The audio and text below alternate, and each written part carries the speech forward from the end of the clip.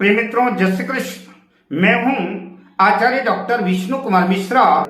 आपका बहुत बहुत अभिनंदन करता हूं। आज मैं इस एपिसोड पर आपसे चर्चा करूंगा, न्यायाधीश वकील बनाने वाले ज्योतिषी योगों की चर्चा करूंगा। पर मैं विषय क्रम में आगे बढ़ूं उससे पहले आपसे आग्रह, अगर आपने अभी तक हमारे इस चैनल को सब्सक्राइब नहीं किया है तो प्लीज चैनल को सब्सक्राइब करें, साथ ही नोटिफिकेशन बेल को भी प्रेस कर लें। अगर आप अपनी या अपनों की जन्म कुंडली का बृहद प्रेडिक्शन कराना चाहते हैं, विश्लेषण कराना चाहते हैं या किसी भी किस्म का ज्योतिषी परामर्श चाहते हैं तो आप स्क्रीन पर फ्लैश हो रहे नंबरों पर हमसे संपर्क कर सकते हैं। मैं अक्सर कहा करता हूं, कार्य क्षेत्र कोई भी हो, किसी भी क्षेत्र में सफलता प्राप्त करने के लिए जन्म कुंडली का यह लग्न भाव और लग्नेश, जन्म कुंडली में लग्न का स्वामी लग्नेश का मजबूत होना आवश्यक है। जन्म कुंडली में लग्नेश जितना मजबूत होगा, जितना बलवान होगा, प्रत्येक कार्य में उतनी ही आपको अधिक सफलता अर्जित होगी।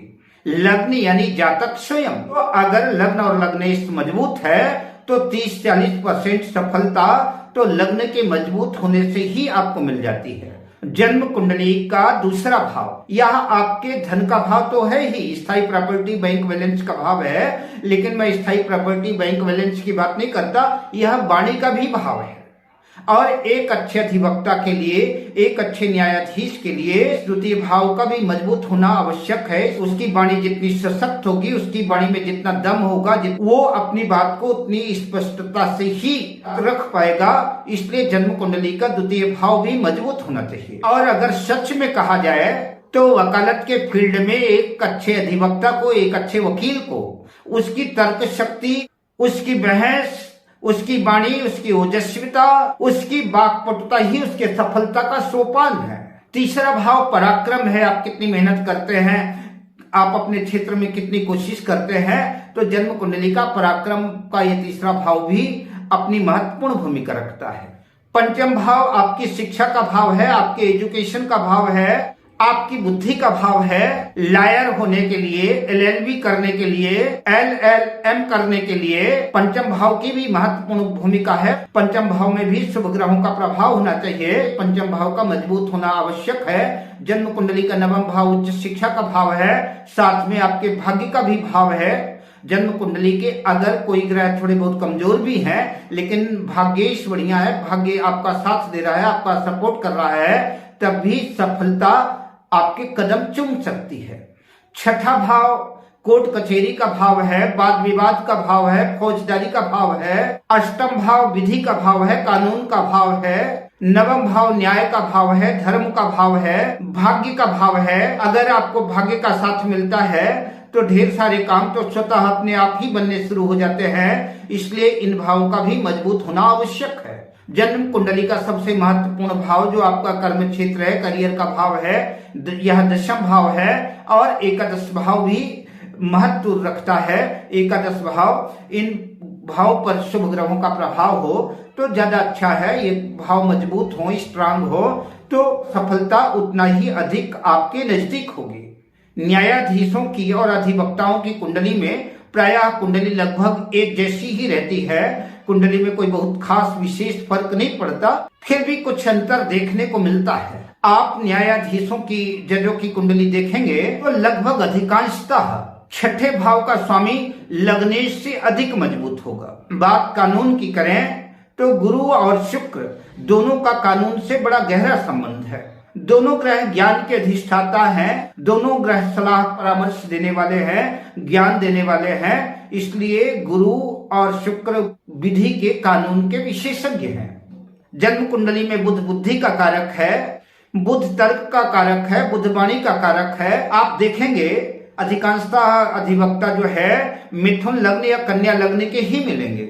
मंगल तेज, ओज, पराक्रम का ग्रह है। जो अधिवक्ता केवल फौजदारी का ही मामला लेते हैं उनकी कुंडली में प्रायः छठे भाव का स्वामी ज्यादा स्ट्रांग होता है, ज्यादा बलवान होता है। और छठे भाव का स्वामी बलवान होकर के लग्न को प्रभावित करता है।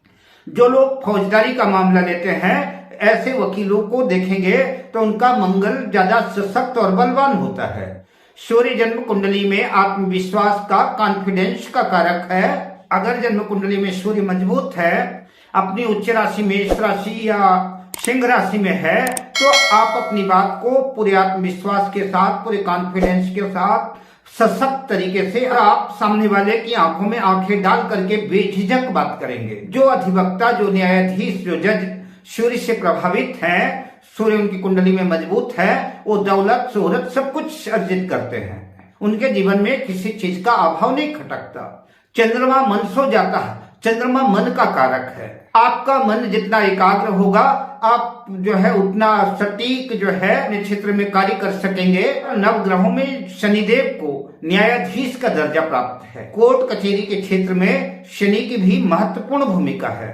राहु के पास साम दाम दंड कूटनीतिज्ञता के सारे हुनर हैं और वकालत के क्षेत्र में ये साम दाम दंड भेद सब कुछ लगाने ही पड़ते हैं। इसलिए जन्म कुंडली में राहु की भी महत्वपूर्ण भूमिका है। राहु भी अगर मजबूत है, राहु भी अगर इफेक्टेड है, तो आपको एक अच्छा न्यायाधीश या एक अच्छा वकील बना सकता है। राहु बलवान हो, छठे भाव से संबंधित हो और बुध के साथ हो, तो राहु आपको कामयाब अधिवक्ता बना सकता है। अगर आपकी कुंडली में मंगल लग्न में स्थित है, या कि पांचवें भाव में स्थित है, या कि नवम भाव में स्थित है, खासतौर से मकर राशि, मेष राशि, वृश्चिक राशि में स्थित है, तो आपके वकालत के क्षेत्र में जाने की संभावना बन सकती है। अगर मंगल पर गुरु की दृष्टि है, तो यह सोने में सुहागे वाली कहावत चरितार्थ हो जाएगी। बुध और शुक्र कुंडली में दोनों एक साथ हो, दोनों की युति हो और उनके साथ ही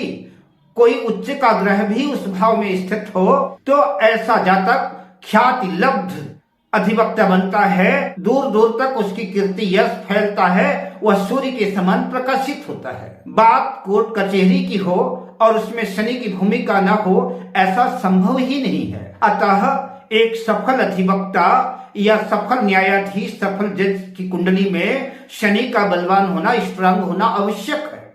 अगर जन्म कुंडली में शनि कमजोर है, तो हो सकता है कि हम एक न्यायाधीश बन जाए, एक अधिवक्ता बन जाए, लेकिन जीवन में उतार चढ़ाव बना रहेगा।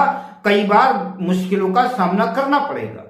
ऐसे लोगों को किसी योग्य विद्वान, योग्य ज्योतिषी को अपनी कुंडली दिखा करके शनि से संबंधित उपाय करने चाहिए। यदि जन्म कुंडली में दशम भाव में सूर्य, मंगल, गुरु और शनि की युति हो, या इन ग्रहों का किसी भी तरह से दशम भाव से संबंध बनता हो, तो ऐसा जातक सफल न्यायाधीश बनता है।